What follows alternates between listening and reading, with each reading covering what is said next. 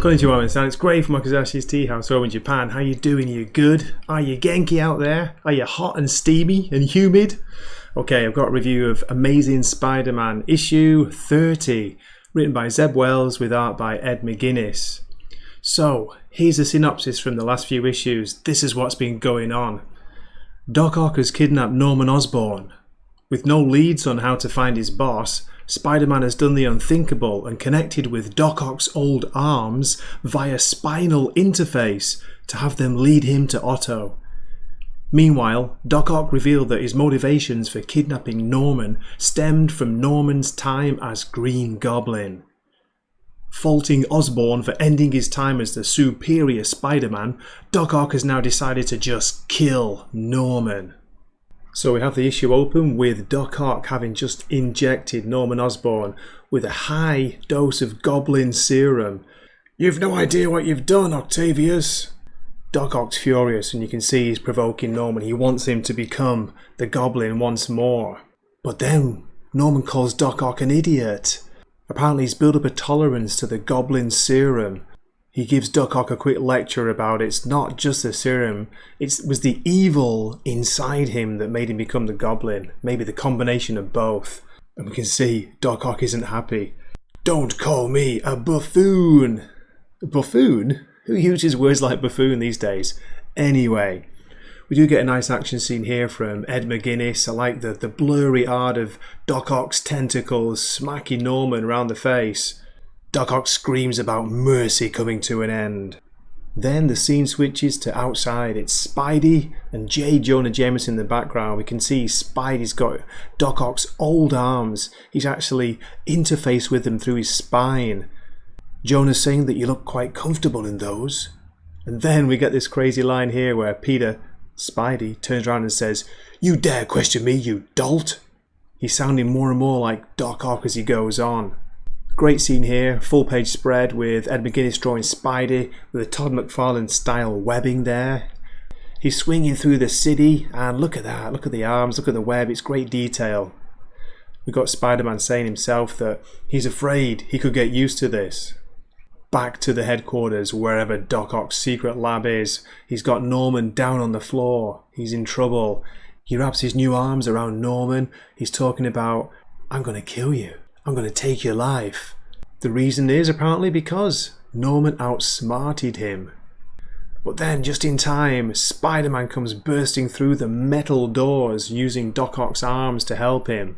Spidey tells Doc Ock to put him down, and strangely, weirdly, Doc Ock's new arms seem to obey. They release Norman. This infuriates Otto. He's screaming, How are you confusing my octoids?" Look at this image of Spidey here. He looks mean, he looks dangerous. The fight begins with both of them calling each other dolts. There are references to superior Spider-Man. And then we get this great double page spread. A little bit ruined by the giant word dolt again. We see Doc Ock going head to head against Spidey, the arms going for it too. But of course, it was all Doc Ock's plan. He tells Spider-Man he's fallen into his trap. "You fool, you think the octopus takes its prey by raw power?" Then on the next page here we see that the arms that Spider-Man's using begin to detach themselves. They're telling Spider-Man to save himself. "No," says Peter, "we're going to beat him together." And we get again Doc Ock in his superior mode. "This is why I always win. I'll sacrifice everything to destroy my enemies. No price is too great for my revenge." So he's belittling Spider-Man's propensity for care, for caring about others, for trying to save as many things as well as people as he can. But while he's basking in his glory, Norman sneaks up and knocks Otto flying. It's a great left hook.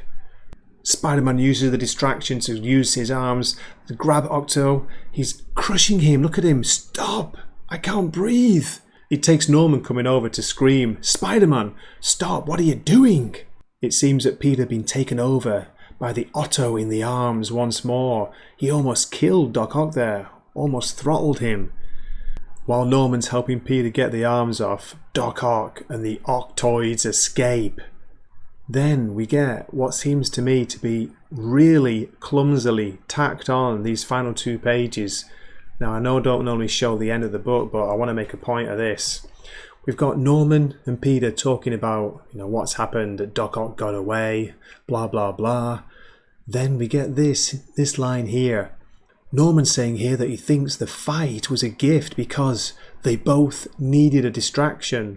From what, I hear you ask, because according to this writer, they've completely forgotten about Kamala, apart from those creepy scenes of Peter sleeping with Kamala Khan's mask. Ooh. Anyway, it's just like so clumsy, this dialogue. Look at this. A much needed distraction from Kamala. Yes, it's funny. In my days of evil, I never considered the people I hurt, the ones I lost. But now, I can't stop thinking about things she did. Like, when did he even notice she was there? One time, I had coffee brought to the lab, and when she handed me mine, she said, "Large coffee, extra serum." It was a terrible joke. Yes, it still is.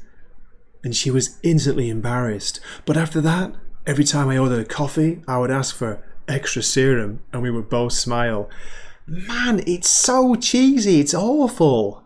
This isn't Norman. I never even noticed her, and not to mention the fact that he's saying basically he remembers Kamala Khan just for bringing him coffee. Nice one, Zeb Wells. Then the final page. Again, we get this remember to tell everybody how great Kamala is. They can't read it for themselves, they've got to be told. Because she was good, and good is so much more interesting than evil. Rabin. Remember him? Not really.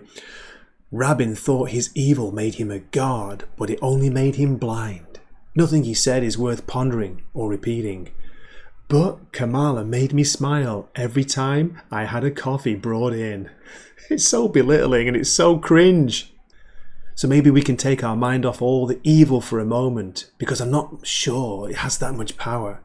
In the height of my madness, I thought of the natural state of humanity. It was to exploit and abuse each other. But no, it seems if two people spend enough time together, for example, if one of them brings them a coffee every now and then, there's a greater risk that they will become friends. It just gets worse. This is the end here. We get Peter saying, "I guess it helps if one of those people is Kamala Khan," who, by the way, I hardly knew. And then Norman replies, "Ha! I guess it does, Peter. I guess it does." Christ on a bike. That was bad. That was awful. That's taken I was thinking about giving this issue maybe 6.5, 7 out of 10. It was okay. It was pretty good, apart from the uneven tone, the sort of jokiness to it. But these tacked on 2 pages at the end, cringe factor 10, and just clunky dialogue, exposition. I'm going to drop it to 5. A poor 5 out of 10. So it just remains for me to say thank you so much for watching the review. Here's a preview of the next issue, the cover for issue 31. Apparently it's legacy number 925. It's a really important number, 925. Yeah, I know. They kind of celebrate the 25th issue these days because it's rare to get that far. But here we go.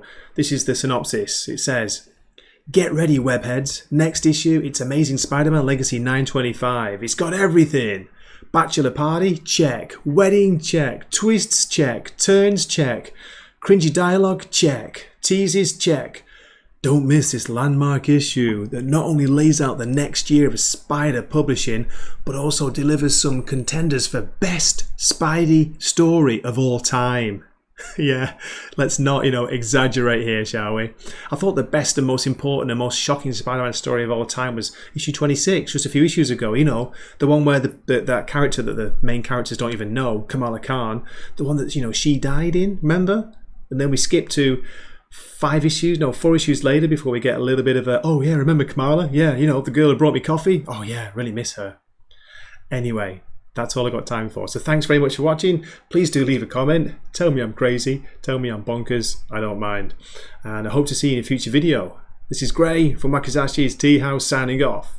Matane.